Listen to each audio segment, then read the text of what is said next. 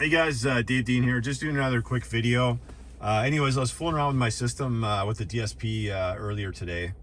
I just took the tune that Chris did, and then I was playing around with it and made a new sound profile,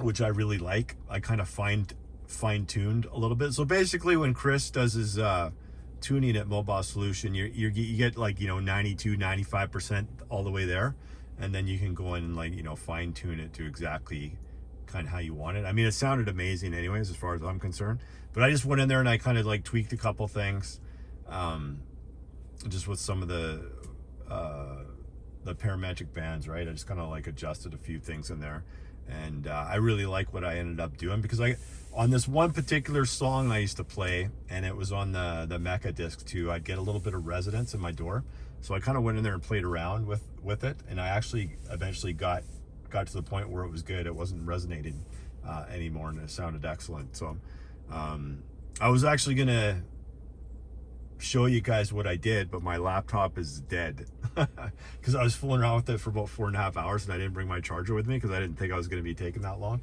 But yeah, once you get playing around with DSPs and the tuning part of it, you can be in your car for a long time. So anyways, I got it to where exactly I wanted it, and then I did a couple of songs, which you'll see in the next videos. That's kind of taken from that sound profile. So just let me know. I know it's YouTube. You're not going to hear it exactly, how it is when you're sitting in a car. It's impossible, right? Because it goes through it's going through YouTube, right? It can only be so good, but you know what I mean. But I just put it on there anyways. The recordings just for the sake of it. I just recorded a couple songs afterwards. Just finished doing it now, and so yeah, so there was that, and then I had a few questions lately. People talking about the M11 or the new one, the M11 Plus, right? The FiO M11 Plus. So just actually the last guy that was just asking questions on that. So he's got the JL, the VXI amplifier / DSPs. So as far as I remember, maybe that it's changed since then, because this is when I was reading about it when they first came out. You couldn't switch inputs. So basically you could go analog or you could go digital, but you couldn't switch between the two. You might be able to now. I'm not 100% sure, because I didn't, because I was looking seriously at getting those amps at one point in time, but then I just decided to go the way I went, right, with the Mosconis and then a separate DSP.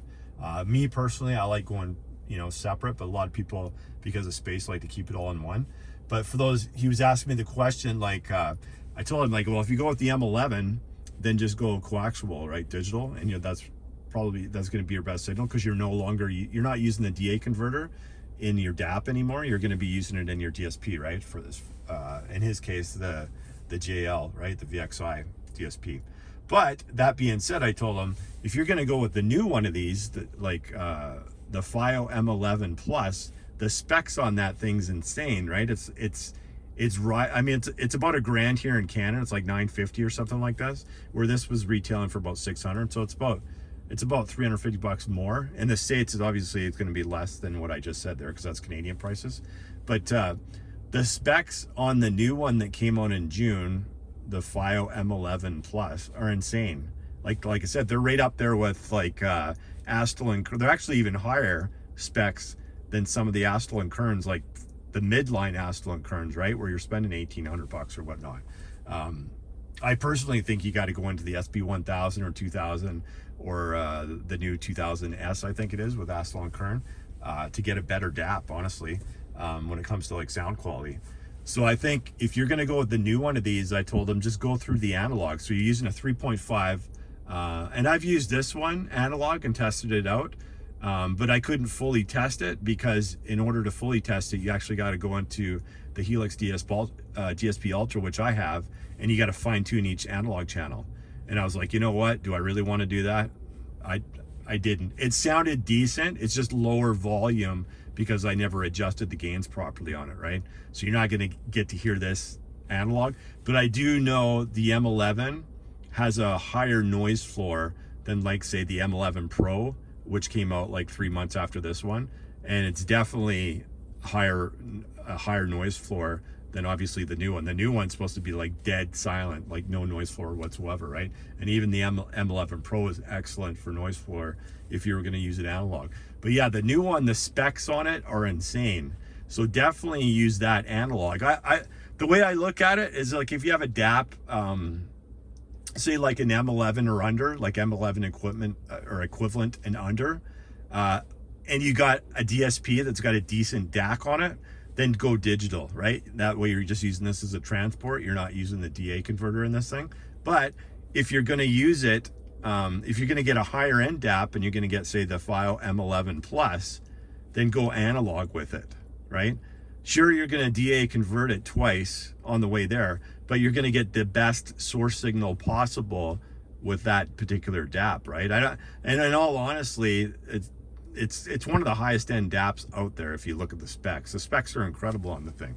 So yeah, definitely go analog if you're gonna use that as your source. And I'm telling you, it's gonna be insane, right? The sound quality you're gonna get, because it's higher end than any deck ever made, any car deck. You know what? It's higher end than the Sony GS9. It's higher end than the PR 99, the Pioneer Premier, right? It's higher than any of the decks in the past, all the old Clarions and the Eclipses and anything you can think of, Nakamichi, everything. It's a higher end source than any of those ever.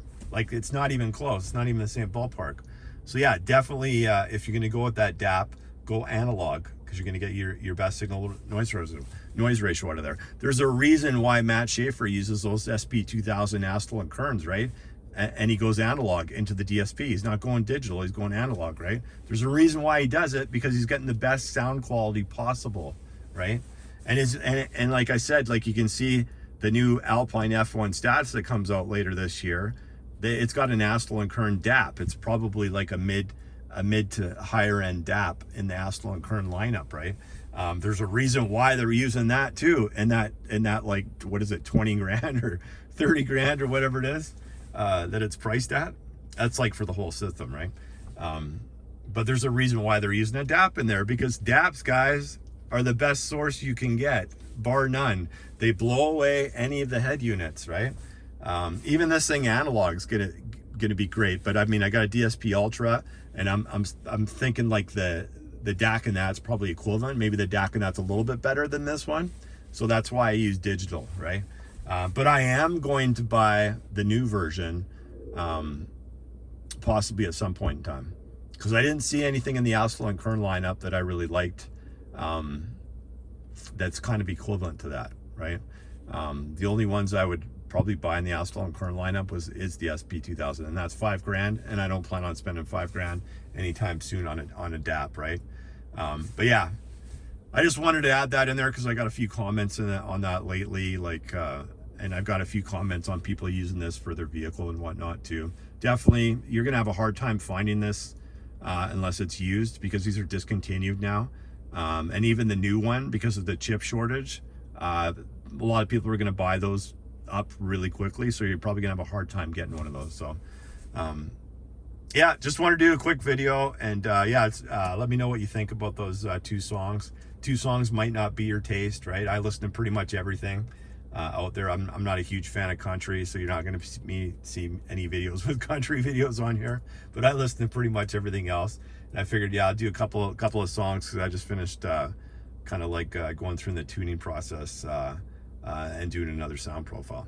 But that's it. I got to get going. Thanks, guys, and we'll see you on the next one. Have a good night. Bye.